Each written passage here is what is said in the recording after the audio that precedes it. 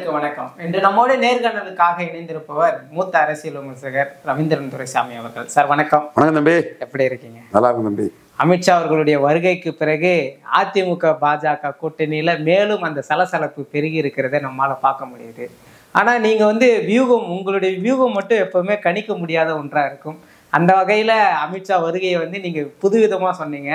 சீமான முதல்வர் வேட்பாளரா அறிவிச்சிடுவாரு அப்படின்ற மாதிரி சொன்னீங்க. எந்த வகையில சார் அதை சொல்றீங்க? அப்படி நான் சொல்லல. சீமான முதலமைச்சர் வேட்பாளரா ஒரு ஆப்ஷனா காட்டி எடப்பாடி கிட்ட பேரம் பேசுவாங்க. 2 ரெட்டலைக்கு ஒரு தாமரன்னு சீட்டு வாங்கிடுவாங்கிறதான் என்னோட அந்த தேரி. அந்த தேரியை நிர்மலா சீதாராமன் ஃபினான்ஸ் மினிஸ்டர் தமிழ்நாடு அஃபேர்ஸில் இது பண்ணுறவங்க ஏற்றுக்கிறாங்க. ஆடிட்டர் குருமூர்த்தி மோடி பிஎம் கேண்டிடேட்டா ப்ரொஜெக்ட் பண்ணவர் ஏற்றுக்கிறாரு. அண்ணாமலை தமிழக பாஜகவின் முகம் என்டிஏ 18% வாக்க மாற்றா எடுத்த அந்த முகம் அவர் ஏற்றுக்கிட்டாரு. என்னுடைய பிஎம்ஓலோட நண்பர்கள் பலரும் ஏற்றுக்கிறாங்க. ஸோ இந்த கான்செப்ட் என்னன்னா, எடப்பாடி பழனிசாமி மக்களவை தேர்தலிலேயே பாஜக கூட கூட்டணிக்கு வரல. ஜன்னல் திறந்திருக்கு, கதவு திறந்திருக்கு, எப்படியாவது வந்துருங்கன்னு டெல்லி தலைமை எல்லாம் கேட்டாங்க. அப்ப எடப்பாடி ஐயா என்ன நினைச்சாருன்னா, 18% கிறிஸ்டின் முஸ்லீம் ஓட்டு எதிர்ப்பு, உங்க கூட சேர்ந்தா கிறிஸ்டின் முஸ்லீம் ஓட்டு எதிர்பார்க்கான், என்னைக்குமே நான் சிஎம் ஆக முடியாது. 2001 கலைஞர் உங்க கூட நின்னால தான் தோத்து போனாரு. 2004 உங்க கூட நின்னால தான் ஜெயலலிதா அம்மையார் 2006 தோத்து போனாங்க. 2021 உங்க கூட நின்னனால தான் நான் தோத்து போனேன். இப்படி உங்க கூட நின்னா அது கிறிஸ்டின் முஸ்லிம்ஸ் 18% சட்டப்படி அந்த ரெக்கார்டிக்கலா 14 தான் இருக்கும். பட் சீக்கிரட்டா ஒரு 4-5 இருக்குன்னு சொல்லும்போது 18% கிறிஸ்தவ முஸ்லீம் ஓட்டம் எதிராக போயிருங்கிற ஒரு சூழ்நிலையில பாஜக கூட எந்த காலமும் கூட்டணி கிடையாதுன்னு பாராளுமன்ற தேர்தலில் ஐயா சொன்னார். நம்ம எல்லாத்துக்குமே தெரியும், பாராளுமன்ற தேர்தலில் பாஜக 3% ஓட்டு எடுத்தா சட்டமன்றத்தில் 2% தான். பாராளுமன்ற தேர்தலில் 5.5% ஓட்டு எடுத்தா சட்டமன்றத்தில் 3% தான். பாராளுமன்ற தேர்தலில் எடுத்ததோட சட்டமன்றத்தில் பாஜக குறைவா எடுக்கிறதாட்டு ஒரு தன்மை தான் இதுவரை இருக்குது. ஆனா இப்போ அண்ணாமலை அதை சட்டமன்றத்திலும் எடுத்து காட்ட முடியும்னு நிற்கிறார். அப்படி நிற்கக்கூடிய ஒரு சூழ்நிலையில எடப்பாடி பழனிசாமி என்ன அச்சப்படுறாருன்னா, நமக்கு எதிராக ஒரு அணி அமைக்கக்கூடிய சக்தி அண்ணாமலைக்கு இருக்கு. 18% பலம் கொண்டு ஒரு அணி அமைச்சிட்டாரு. நம்மளை பல தொழில டெபாசிட் இழக்க வச்சுட்டாரு. உழவங்கோட்டில் 2வது வந்தாங்க, நம்ம 4வது போனோம். நாம் தமிழர் 3வது வந்தோம். புதுச்சேரியில் நம்ம 4வது பெற்றோம், நாம் தமிழர் 3வது வந்தது. சீமானுக்கு லீடர்ஷிப் வெளிப்படுதுங்கிறதெல்லாம் அவர் அதை உணர்ந்துகிட்டார் எடப்பாடி பழனிசாமி. அப்ப அண்ணாமலை சீமானை ப்ரொஜெக்ட் பண்றாரு. சீமான காசு கொடுக்காம ஓட்டு வாங்குறாரு, சீமான உறுதியானவர், அப்படி பல இதுகளை ப்ரொஜெக்ட் பண்றாரு. இப்படி இந்த ப்ரொஜெக்ஷன் போயிட்டு இருக்கும்போது நானும் இதை பற்றி பேசுறேன். தமிழ்நாட்டின் நிதிஷ்குமார் சீமானுன்னு நான் தமிழ்மணி சகோதரர் சீனியர் அட்வொகேட் நண்பர் தான் அவர், குபேந்திரன், இவங்கெல்லாம் இருக்கும்போது சீமான மோடி சிஎம் கேண்டிடேட்டா ப்ரொமோட் பண்ணுவாரு. நியூஸ் 18 முதல்ல பேசுறேன் நான். அவங்களுக்கெல்லாம் ஷாக்கு. நான் ஷாக் அடிச்சோடனே, சசிகலா விஷயத்துல இப்படி சொல்லும்போது அத்தனை பேரோடும் சிரிச்சிங்க, சரிங்கடா நான் நிரூபிச்சு காட்டினேன்னா இல்லையா, அதை ஒத்துக்கிட்டு பேசிட்டான்னு கொஞ்சம் ஒருத்தன் சாதிச்சதை நெத்தியில் அடிக்கிற மாதிரி கேட்கறதுல என்ன தப்பு இருக்குது? தம்பி சவுக்கு சங்கர் ஒரு சிலர் தான் நம்ம சாதிச்சதை மனசார அதை ஏற்றுக்கிறதுக்கு மனசு உண்டு. வலதுசாரின்னு சொல்லக்கூடிய ஆர்த்தடாக்ஸ் பிராமின்ஸ், அதாவது சசிகலா வீழ்த்தணும்னு நினைச்ச பிராமின்ஸ் எல்லாம் ஏற்றுக்கிட்டாங்க. பட் இவங்களுக்கு இந்த இதை நம்ம சொல்லும் போது அவங்களுக்கு நான் நெத்தியடியா கொடுத்தது, எப்பா சசிகலா விஷயத்தில் நான் சொன்னது நடந்தில்லப்பா, இதுவும் 50-50 சான்ஸ் கொடுங்க. இதுல என்ன விஷயம்னா, சீமான் 214 தனிச்சு தான் இருக்கிறாரு. உங்க அண்ணன் ரவீந்திரன் துரைசாமி இப்படி சொல்றான்னு கேட்டா சீமான் எதிர்த்து தான் சொல்லுவாரு. நான் தனிச்சு தான் இருக்கிறேன், திமுக அண்ணா திமுக காங்கிரஸ் பாஜக எல்லாத்தையும் எதிர்த்து தான் இருக்கிறேன்னு அவரு சொல்லுவாரு. திமுகவும் அண்ணா திமுகவும் காங்கிரஸ் பாஜகவின் ஊதுவர்கள் ஒட்டுணிகள் துங்குச்சல் சொல்லுவாரு. அது அவரோட நிலைப்பாட்டுக்குள்ள நான் வரல. இப்படி ஒரு இதை நான் ஏற்படுத்தி விடுவேன், அதுக்கு சான்ஸ் எடுக்க முடியாதுன்னு எடப்பாடி பயப்படுறாரு. நீங்க லாஜிக்கலா பாருங்க, அத்தனை விமர்சகர்களும் எடப்பாடி விஜய் கூட்டணி சொன்னாங்களா இல்லையா? எடப்பாடி மாநாட்டில் எண்டு ஜஸ்டிஃபைஸ் தி மீன்ஸ் சொன்னாரா இல்லையா? நாங்க பேச்சுவார்த்தை நடக்குது, நாங்க 45 சீட்டு வாங்குறதுக்கா நாங்க கட்சி ஆரம்பிச்சோன்னு ஆதவர்ஜுனா சொன்னாரா இல்லையா? அப்ப யார் அவருக்கு 45 தரதா சொன்னான்னு நான் கேட்டேனா இல்லையா? 117 ரீல் விட்டாங்களா இல்லையா? அப்ப ஏதோ ஒரு பேச்சுவார்த்தை நடந்ததாட்டு தகவல்கள் வருது. ஆனா பலம் நிரூபிக்காத விஜயை சேர்த்தா ஜானகி சிவாஜி மாதிரி வீணா போயிடுங்கிற கருத்தை நான் சொல்றேன். இப்ப எடப்பாடி பழனிசாமிக்கு எதிராக தான் என் அரசியலை நான் பண்றேன். அவரை புல் டவுன் பண்ணக்கு தான் நான் பண்றேன். ஐயரும் நாடாரும் என்ன செய்திட முடியும்னு மிதுன் பழனிசாமி திமிர்ல கேட்ட அரசியலுக்கு எதிர் அரசியலை தான் நான் பண்றேன். வெளிப்படையாக தான் நான் சொல்றேன். விஜய் எல்லாம் சைடுல தான். அம்பேத்கர் சொல்ற மாதிரி ஐடென்டிஃபை த எனிமின்னா அது எடப்பாடி பழனிசாமி தான். விஜய் எல்லாம் சைடு தான். அது மேட்டர் இல்லை. இவ்வளவு அரசியலும் நம்ம செய்துட்டு இருக்கக்கூடிய நம்ம கருத்தை எடப்பாடி பழனிசாமி ஐயா ஏத்துக்கிறாரு. ஏன் ஏத்துக்கிறாரு? இவன் சொன்னா சகாதேவ மாதிரி கரெக்டா இருக்குன்னு சொல்றான் நினைக்கிறாரு. அப்போ பல நிரூபிக்காத விஜயை நம்பி நம்ம போனா நம்ம மாட்டிக்கிடுவோம். கையில வராத ஓட்டை ஒருத்தர் டிரான்ஸ்ஃபர் பண்ண முடியாது. ஓட் டிரான்ஸ்ஃபரிங் கெப்பாசிட்டிங்கிறது நிரூபிச்சாதான் அது நடக்கும். விஜயகாந்த் நிரூபிச்சாரு, அம்மாவுக்கு ஓட்டை டிரான்ஸ்ஃபர் பண்ணாரு, அவர் எதிர்கட்சி தலைவர் ஆனாரு, அம்மா சிஎம் ஆனாங்க. பவன் கல்யாண் நிரூபிச்ச ஓட்டை டிரான்ஸ்ஃபர் பண்ணி அவங்க டெப்டி சீஃப் மினிஸ்டர் ஆனாரு, நாயுடு சீஃப் மினிஸ்டர் ஆனாரு.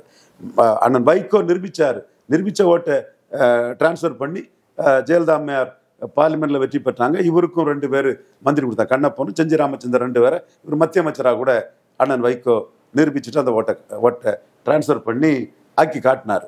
அப்போ ஓட்டை நிரூபிச்சாதான் கேரண்டி.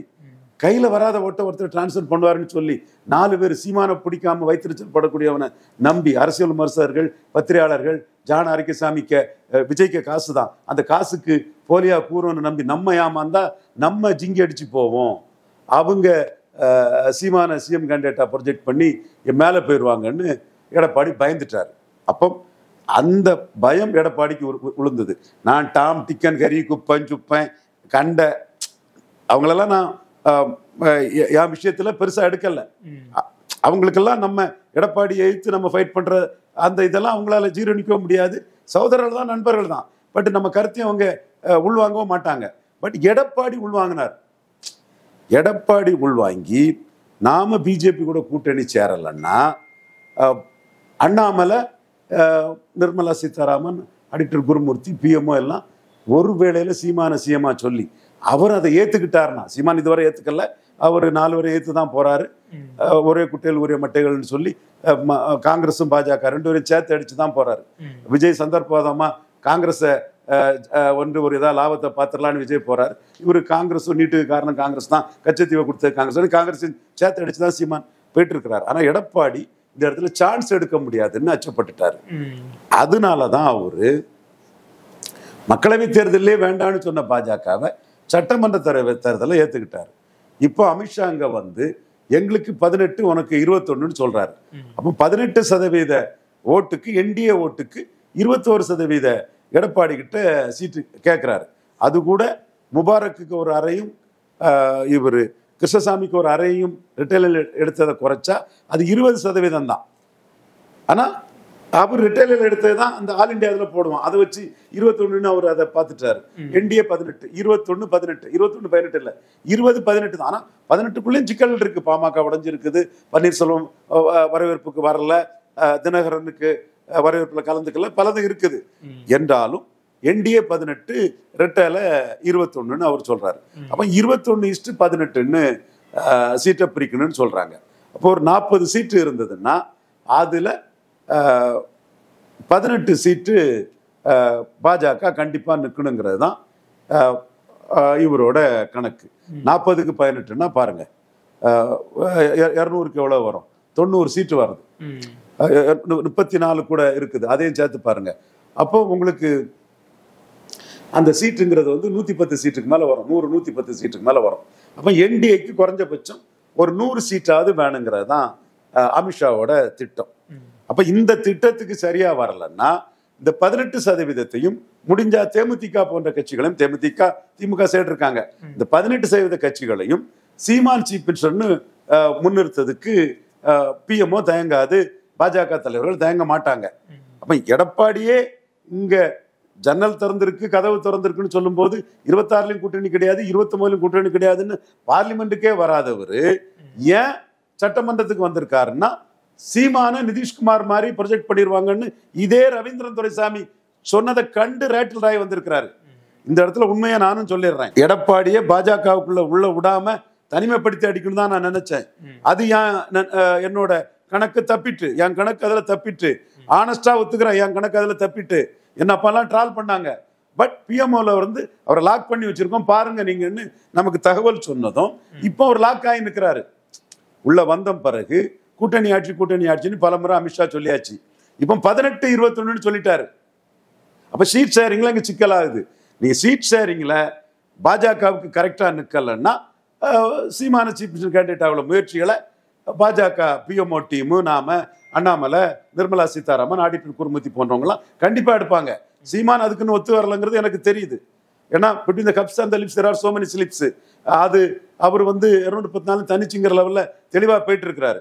ஸோ இந்த அரசியலுங்கிறது எடப்பாடிக்கு எங்களை கண்டு ஏன் அச்சம் இருக்குதுன்னா, சத்ரியன் குருமூர்த்தி வந்து அவரை தூக்கி போடும்போது இந்த நியூஸ் ஒன் குணாட்டே நான் பேசியிருப்பேன். நேஷனல் மைண்டட் கம்யூனிட்டி, தேசிய எண்ணம் உள்ள கம்யூனிட்டி, இந்த கம்யூனிட்டியை சேர்ந்த ஒரு தலைவரை தூக்கி போடக்கூடாதுன்னு நம்ம சொல்லியிருப்போம். ஏன்னா அவரை தூக்கி போட்டா ஸ்ட்ரெங்தன் ஆகாம மலமளம்னு சசிகலா காலில் போய் விழுந்துருவாரு. எல்லா கொஸ்டியும் விழுந்துருவாங்க. அப்போ சசிகலா ஸ்ட்ரெங்தன் ஆயிடுவாங்க. அப்போ சசிகலா ஸ்ட்ரெங்தன் ஆயிடக்கூடாதுங்கிறக்காக தான் அவரை நம்மளை காப்பாற்றணும். அவரை காப்பாற்றணும் நம்மனே அவருக்கு தெரியும். குப்பன் சுப்பன் டாம் டிக்கன் ஹரி வந்து ரவீந்திரன் சாதிச்சுட்டானே, ஒரு டேடி டேப்பிங் கம்யூனிட்டி சாதிச்சுட்டானேன்னு பொறாமப்பட்டு புடுங்கிட்டு இருப்பானுங்க. அந்த இடத்துல சவுக்கு சங்கர் மேல் இஸ் கிரேட். அப்போ இந்த இடம் வந்து எடப்பாடி பழனிசாமிக்கு தெரியும், இவன் சாதிச்சிருவான். நம்ம இதுல பிஜேபி கூட போகலன்னா சீமான ப்ரொஜெக்ட் பண்ணக்கூடியதை ஆர்டி டீம் எடுத்து சாதிச்சிருவானே, பெரிய நெட்வொர்க் இருக்கு, ஆல் இண்டியா நெட்வொர்க் இருக்குன்னு அவர் வந்து இன்னைக்கு பிஜேபி கூட்டணியில் இருக்காரு. இதனாலதான் என்னையும் பிஜேபியும் பிரிக்க முடியாதுன்னு ஒருக்கா சொன்னாரு. ரவீந்திரன் துரைசாமி டீமை சுட்டி காட்டி தான் அதை சொன்னாரு. இப்ப சீட் ஷேரிங் போயிட்டு இருக்குது. சீட் ஷேரிங்ல எப்படி வாராருங்கிறத பார்க்கணும்.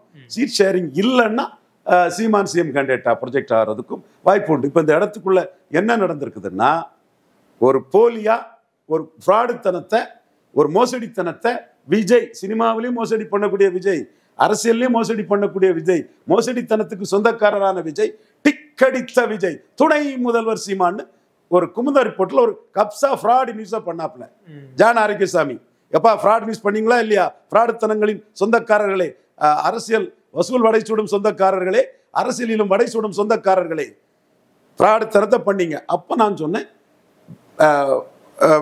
பல நிரூபிக்காத 0% விஜய் கிட்ட எல்லாம் சீமான் நிற்க மாட்டாருன்னு. ஒரு வாரத்துல சீமான் சகோதரர் தம்பி வேணா என் பின்னாடி வான்ட்டாரு. நான் பல நிரூபிச்சவன், நீ பல நிரூபிக்காதவன்னு சொல்லிட்டாரு. அதுக்கு பிறகு அந்த மாநாட்டிலே சீமான் சொன்னார், தம்பி பல நிரூபிக்காதவன் பின்னாடி யாரும் வரமாட்டாங்க. அது விஜயகாந்தாவது மக்கள் நல கூட்டணி அமைச்சாருன்னா அவரு 8-10 பலத்தை நிரூபிச்சுட்டாருன்னு அவர் சொன்னார். அந்த கட்டத்துல நான் சொன்னேன், மோடி சீமான சிஎம் கேண்டிடேட்டா ப்ரொஜெக்ட் பண்ணுவாருன்னு. சசிகலா விஷயத்துல நான் சொன்னது நடந்ததும், இவரை சத்ரியன் குருமூர்த்தி தூக்கி போடும்போது நம்ம சசிகலாவை ஸ்ட்ரெங்தன் பண்ணி காப்பாற்றி விட்டதும், எடப்பாடி பழனிசாமி நம்ம கருத்தை கண்டு அச்சப்படுறாரு, சான்ஸ் எடுக்க முடியாதுன்னு நினைக்கிறாரு. அப்படி ஒண்ணு நடந்துட்டுன்னா 214 தொகுதியில ஒரு 150 தொகுதிக்கு மேல எடப்பாடி பழனிசாமி 3வது போயிருவார். அப்போ எடப்பாடி பழனிசாமி இன்னைக்கு பாஜகவோட நிற்கிறதுக்கு என்னன்னா, ஆர்டி டீம் சீமான சீஃப் மினிஸ்டர் கேண்டிடேட்டா ப்ரொஜெக்ட் பண்ணக்கு ஒரு வாய்ப்பு இருக்கு. அண்ணாமலை அதுக்கு, தமிழக பாஜகவின் முகமான அண்ணாமலை அதுக்கு தயாரா இருக்கிறாரு. ஆடிட்டர் குருமூர்த்தி, சத்யன் குருமூர்த்தி பெரியார் மண்ணில் பெரியாரே மண்ணுன்னு சொன்னதுக்கு தயாரா இருக்கிறாரு. அதே எண்ண ஓட்டத்தில் நிர்மலா சீதாராமன் தயாரா இருக்காங்க. பிஎம்ஓல அதுக்கு ஒரு இது இருக்குன்னு சொல்லும் போது எடப்பாடி பழனிசாமி மிரண்டு போய் பாஜக பக்கம் நிற்கிறாரு. அடுத்த கட்டம் பிஎம்ஓ இன்னும் வர சொல்லலை. இங்க திருச்சி வரும்போது கூட அவரை பேர சொல்லலை. அப்ப இவங்க சீமான காட்டி அந்த சீட் பேரத்தை இது பண்றாங்க. அப்போ பல நிரூபிக்காத விஜய்க்கு கோடி, விஜய் ஜான் ஆரோக்கியசாமிக்கு கோடிகளை கொட்டி கொடுத்தும் ரியல் பொலிட்டிக்ஸ்ல விஜய் ஒண்ணும் இல்லை. அப்போ விஜய், நீங்க 26ல பலம் நிரூபிச்சுட்டு வாங்க தம்பி விஜய் ப்ரோ, பலத்தை நிரூபிச்சுட்டு வாங்க. நீங்க 29ல 24ல பலம் நிரூபிச்சிருந்தா 26ல பிளேயரா இருக்கலாம். இனிமே 26ல பலம் நிரூபிச்சுட்டு பிளேயரா வாங்க. பலம் நிரூபிச்ச சீமான் பிளேயர், பலம் நிரூபிச்ச சீமான் நிதிஷ்குமாரா தமிழ்நாடா வர்றதுக்கு வாய்ப்பு இருக்கு. இதுதான் அவ்வளவு மோசடிக்கார பயல்களையும், அவ்வளவு ஃப்ராடு பயல்களையும், அன்ட்ரஸ்டட் நாட் ப்ரூவ்டு விஜயை வச்சு ஃப்ராடுத்தனம் 10 கோடி ரூபாய் ஜான் ஆரோக்கியசாமி கொடுத்து பண்ண அத்தனை ஃப்ராடுத்தனத்தையும் உண்மை, நேர்மை, அறிவு, நாணயத்தை கொண்டு முறியடிச்சு காட்டியிருக்கிறேன். அது எடப்பாடி மனசுல ஓடுது.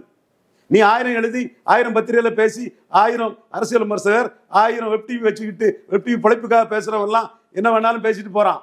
ஆனா எடப்பாடி என்ன முடிவு எடுக்கிறாங்கிறதான் கேள்வி. The battle is fought in the mind of the player. Edappadi மனசுல நம்ம அதை ஃபைட் பண்ணிட்டோம், அது போயிட்டு இருக்குது. இதுக்கு மேலையும் புரிஞ்சவும் புரிஞ்சுக்கோ, புரியாதவும் போய்க்கோ. பட் என்ன நடக்குதுன்னு நம்ம பார்ப்போம். சீமானை காட்டி சீட் பார்கெனிங்க பிஜேபி பண்றாங்க. அதுதான் 18-21 அமித்ஷா போயிருக்கிறாரு. இதுதான் உண்மை நிலைமை. பொறுத்திருந்து பார்ப்போம். நிச்சயமா சார். அதிமுக பாஜக கூட்டணியில் இருக்கக்கூடிய பல்வேறு நிகழ்வுகளை மிக தெளிவாக சொன்னீங்க. நம்ம மேலும் ஒரு காணொலியில் சந்திக்கலாம். நன்றி.